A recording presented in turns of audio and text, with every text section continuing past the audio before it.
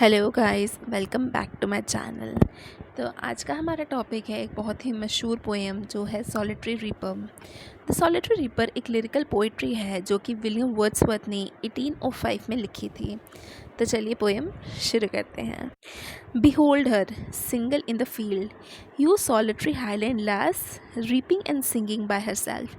Stop here or gently pass. Alone she cuts and binds the grain, and sings a melancholy strain. Oh, listen, for the vale profound is overflowing with the sound.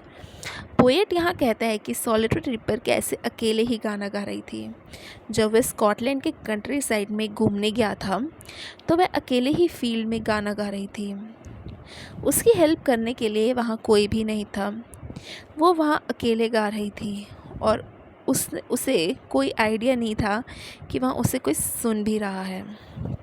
वो नहीं चाहता था कि वो उसे disturb करे, इसीलिए वह गुज़रते हुए लोगों से रिक्वेस्ट करता है कि कोई उस लड़की को डिस्टर्ब ना करे। वह अपने काम में पूरी तरह मगन थी। पोएट उसके गाने की उदास ब्यूटी से इतना प्रभावित होता है कि पूरी घाटी उस लड़की की आवाज़ से गूंजने लगती। Second stanza.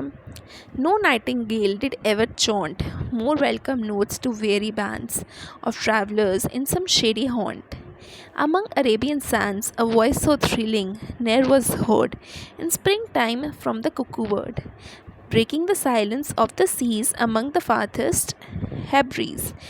Poet solitary ripper का गाना नाइटिंगेल और कुक्कू बर्ड से कंपेयर करता है। ये दोनों बर्ड्स अपनी सुरीली आवाज़ के लिए जानी जाती हैं।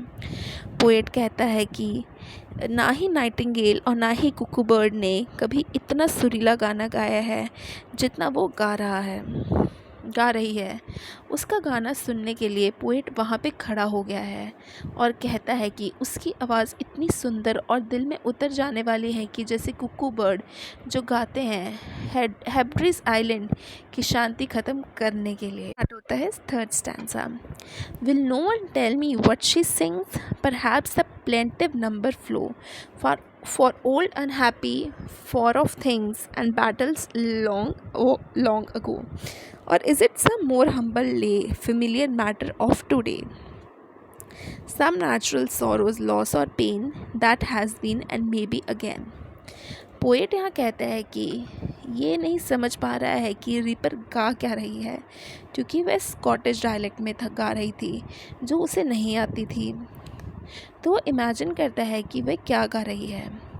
वह आइडिया लगाता है कि वह शायद कोई बीते हुए कल का गमों को याद कर रही है, या किसी को याद कर रही है, या शायद किसी जंग के बारे में सोच रही है। अब स्टार्ट होता है fourth stanza. Whatever the theme the maiden sang, as if her song could have no ending, I saw her singing at the work and or the sickle bending. I listened motionless and still, and as I mounted up the hill, the music in my heart I bore, long after it was heard no more. वह कहता है कि भले ही poem की कोई भी theme हो, पर रीपर का सॉन्ग की कोई एंडिंग नहीं है। वो कहीं खड़े होके कुछ और देर उसका गाना सुनता है, फिर वह आगे चला जाता है, पर अब उसे रीपर का सॉन्ग की आवाज़ उसके कानों तक आ रही है। पोएट अब वहाँ से जा चुका है, पर आज इतना टाइम बाद भी उस सॉन्ग की याद उसके मन में ज़िंदा है। और ये बहुत ही ब्यूटीफुल पोएम है। आई होप आपको ये अच्छी लगी होगी। Thanks for watching and please do subscribe to my channel.